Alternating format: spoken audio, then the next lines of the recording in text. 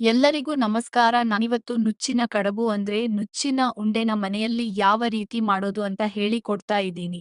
ಇದನ್ನ ನಾವು full healthy recipe ಅನ್ಬಹುದು. ಕೇವಲ 4 ಸಾಮಗ್ರಿಗಳಿಂದ ಈ ರೆಸಿಪಿ ಆಗುತ್ತೆ. ಹಾಗೆ ಈ ರೆಸಿಪಿಯಲ್ಲಿ ನಾವು ಯಾವುದೇ ರೀತಿ ಆಯಿಲ್‌ನ ಬಳಸ್ತಾ ಇಲ್ಲ. ನೀವೇನಾದರೂ ಮೊದಲನೇ ಸಲ ನೋಡ್ತಾ ಇದ್ರೆ ತಪ್ಪದೆ ಹೋಗಿ ಸಬ್ಸ್ಕ್ರೈಬ್ ಮಾಡಿಕೊಳ್ಳಿ. ಬನ್ನಿ ಹಾಗಾದ್ರೆ ಹೇಗ್ ಮಾಡೋದು ಅಂತ ನೋಡೋಣ. ನಾನಿಲ್ಲಿ ಒಂದು ಪಾತ್ರೆಯಲ್ಲಿ ಬೆಲ್ಲ ಹಾಗೆ ನೀರನ್ನು ಹಾಕಿ ಕರಗಿಸಿಕೊಳ್ಳುತ್ತಿದ್ದೇನೆ. ಬೆಲ್ಲ ಮತ್ತೆ ನೀರನ್ನು ಕದಿಸಿಕೊಂಡು ಸೈಡ್ ಇಟ್ಕೊಳ್ಳಿ. ಇದನ್ನ ಅದರ ಜೊತೆ ಹಚ್ಕೊಂಡು ತಿನ್ನೋಕೆ ಅಷ್ಟೇ ಮಾಡ್ತಾ ಇದ್ದೀನಿ. ಇದರಿಂದ ರೆಸಿಪಿಯಲ್ಲಿ ಏನೂ ಯೂಸ್ ಇಲ್ಲ ನೋಡಿ. ನಾನಿಲ್ಲಿ ತೋರಿಸ್ತಾ ಇದ್ದೀನಲ್ಲ. ಈ ಪ್ರಮಾಣದಲ್ಲಿ ನಾನು ಅಕ್ಕಿ ನುಚ್ಚನ್ನ ತಗೊಂಡಿದ್ದೀನಿ. ಹಾಗೆ ಒಂದು ಪಾತ್ರೆಯಲ್ಲಿ 4 ಕಪ್ ಅಷ್ಟು ನೀರನ್ನು ಹಾಕಿ, ಹಾಗೆ ರುಚಿಗೆ ತಕ್ಕಷ್ಟು ಉಪ್ಪನ್ನು ಹಾಕಿ, ಅದು ಕುದಿ ಬರುವವರೆಗೂ ಕುದಿಸಿಕೊಳ್ಳಬೇಕು. ನೀರು ಚೆನ್ನಾಗಿ ಕುದಿ ಬಂದ ಮೇಲೆ ನಾವು ಎತ್ತಿಟ್ಕೊಂಡಂತಹ ನುಚ್ಚನ್ನ ಚಮಚ ಅಲ್ಲಾಡಿಸುತ್ತಾ ಹಾಕ್ಬೇಕು, ಅಂದ್ರೆ ಗಟ್ಟಿಯಾಗಬಾರದು. ನುಚ್ಚು ಅದರ ಸಲುವಾಗಿ ಚಮಚ ಅಲ್ಲಾಡಿಸುತ್ತಾ ಚೆನ್ನಾಗಿ ಬೆರೆಸಬೇಕು. ಎಲ್ಲ ಹಾಕಿದ ಮೇಲೆ 2 ಟೇಬಲ್ ಸ್ಪೂನ್ ಅಷ್ಟು ತುಪ್ಪ ನಾನಿಲ್ಲಿ ಹಾಕ್ತಾ ಇದ್ದೀನಿ. ಚೆನ್ನಾಗಿ ಅಲ್ಲಾಡಿಸಿ ನಂತರ ಒಂದು ಪ್ಲೇಟನ್ನ ಮುಚ್ಚಿ 10 ನಿಮಿಷ ಬೇಯಿಸಿಕೊಳ್ಳಿ. ಆಗ ನುಚ್ಚು ಕುದಿಯತ್ತೆ. ನುಚ್ಚು ಗಟ್ಟಿ ಹದಕ್ಕೆ ಬಂದ ಮೇಲೆ ಸ್ಟವ್‌ನ ಆಫ್ ಮಾಡಿ ನೋಡಿ. ನಾನಿಲ್ಲಿ ತೋರಿಸ್ತಾ ಇದ್ದೀನಲ್ಲ, ಈ ಹದಕ್ಕೆ ಬರಬೇಕು. ಈ ಹದಕ್ಕೆ ಬಂದ ಮೇಲೆ ಸ್ಟವ್‌ನ ಆಫ್ ಮಾಡಿ. ನಂತರ ನಾನಿಲ್ಲಿ ಒಂದು ಪಾತ್ರೆ ತಗೊಂಡಿದ್ದೀನಿ.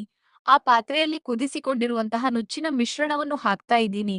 ಅದು ಪೂರ್ತಿ ತಣ್ಣಗಾಗಬೇಕು. ಪೂರ್ತಿ ತಣ್ಣಗಾಗುವವರೆಗೂ ಅದನ್ನು ಬಿಡಬೇಕು. ಆನಂತರ ಅದನ್ನು ಚೆನ್ನಾಗಿ ನಾದಿಕೊಳ್ಳಬೇಕು. ಯಾವುದೇ ರೀತಿ ನೀರ್ ಹಾಕ್ಬಾರ್ದು. ನಂತರ ಪೂರ್ತಿಯಾಗಿ ಅದು ತಣ್ಣಗಾದ ಮೇಲೆ ಕೈಗೆ ಎಣ್ಣೆ ಅಥವಾ ತುಪ್ಪ ಸವರಿಕೊಂಡು ಈ ರೀತಿ ಚೆನ್ನಾಗಿ ಉಂಡೆನ ಮಾಡಬೇಕು. ಉಂಡೆಗಳೆಲ್ಲ ಆದ ಮೇಲೆ ಎಲ್ಲಾನು ಎತ್ತಿಟ್ಟುಕೊಳ್ಳಿ. ನಂತರ ನಾನಿಲ್ಲಿ ಇಡ್ಲಿ ಪಾತ್ರೆನ ತಗೊಂಡು ಅದರಲ್ಲಿ ನೀರಿನ ಬಿಸಿ ಮಾಡ್ತಾ ಇದ್ದೀನಿ. ಬಿಸಿಯಾದ ಮೇಲೆ ಇಡ್ಲಿ ಪಾತ್ರೆಗೆ ಎಣ್ಣೆನ ಹಚ್ಚಿದ್ದೀನಿ. ಎಣ್ಣೆ ಹಚ್ಚಿ ಅದರ ಮೇಲೆ ಈ ಎಲ್ಲ ಉಂಡೆಗಳನ್ನು ಒಂದರ ಮೇಲೆ ಒಂದು ಇಡ್ತಾ ಇದ್ದೀನಿ. ಈ ರೀತಿ ನೀರಿನ ಮೇಲೆ ಬೇಯಿಸಿಕೊಳ್ಳಬೇಕಾಗುತ್ತದೆ. ನೀರಿನ ಹಬೆ ಇರುತ್ತಲ್ಲ, ಅದರ ಮೇಲೆ ಅದು ಬೆಂದು ಬರುತ್ತೆ. ಈ ರೀತಿ ಎಲ್ಲ ಉಂಡೆಗಳನ್ನು ಇಟ್ಟುಕೊಳ್ಳಿ ಒಂದೇ ಸಲ. ಅನಂತರ ಒಂದು 10 ನಿಮಿಷ ಬೇಯಿಸಿಕೊಳ್ಳಿ. ಆಗ ನಮ್ಮ ನುಚ್ಚಿನ ಕಡುಬು ರೆಡಿಯಾಗುತ್ತೆ. ಇದಕ್ಕೆ ಯಾವುದೇ ರೀತಿ ಎಣ್ಣೆ ಯೂಸ್ ಆಗಲ್ಲ. ಪ್ಲೇಟ್ ಮೇಲೆ ಉಂಡೆಗಳನ್ನು ಇಟ್ಟಿದ್ದೀವಲ್ಲ, ಆ ಪ್ಲೇಟ್‌ಗೆ ಮಾತ್ರ ನಾ ಎಣ್ಣೆ ಹಚ್ಚಿದ್ದೇನೆ. ಇದು ಪೂರ್ಣ ಹೆಲ್ದಿ ರೆಸಿಪಿ ಆಗಿದೆ. ತಪ್ಪದೆ ಟ್ರೈ ಮಾಡಿ.